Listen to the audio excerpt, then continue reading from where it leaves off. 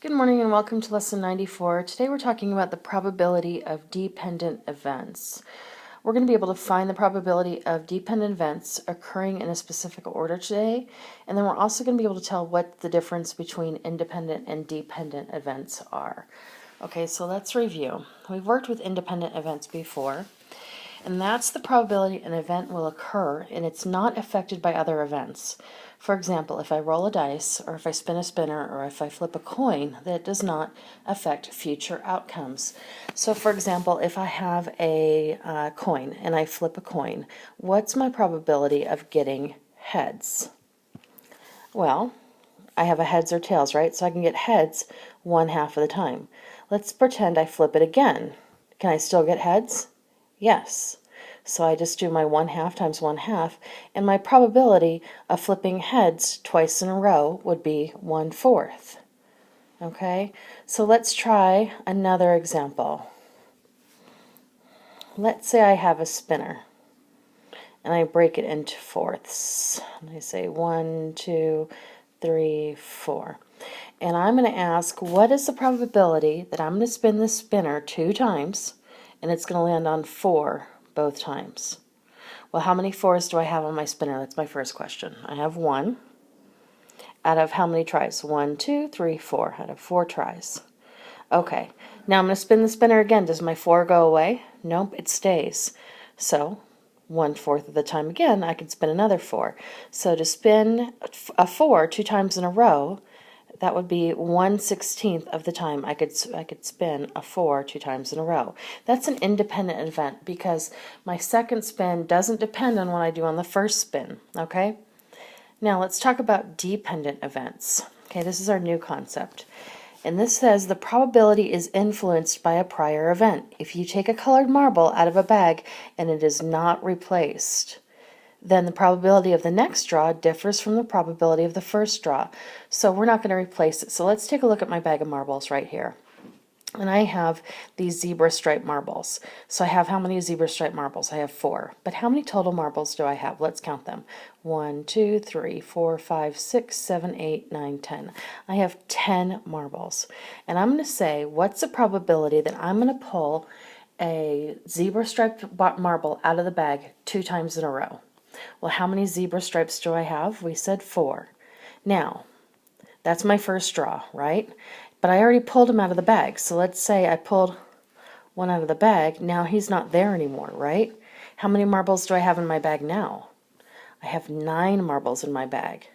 And how many zebra stripe marbles are left? 3.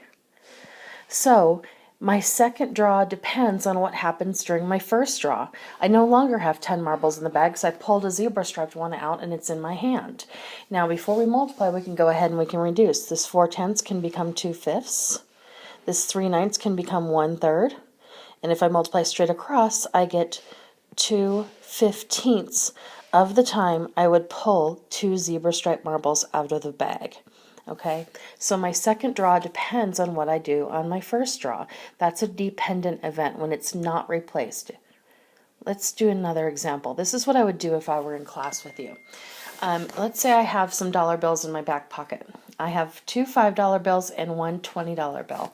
And I'm going to say, what's the probability that I'm going to pull 2 $5 bills out of my pocket without looking? Well, the first time I pulled some bills out of my pocket, how many bills do I have? I have 3 total, and I have 2 that are $5 bills. So let's say on that first draw, I pull a $5 bill out of my pocket. Now, this $5 bill is gone. Okay? He's gone. How many bills do I have left in my pocket now? 2. How many $5 bills do I have? 1. And we can cross cancel. And we can say the probability that I'll pull 2 $5 bills out of my pocket without looking would be 1/3 of the time. Okay? Okay, let's try an example like this. In a bag, there are 3 white marbles, 2 red marbles, and 4 blue marbles.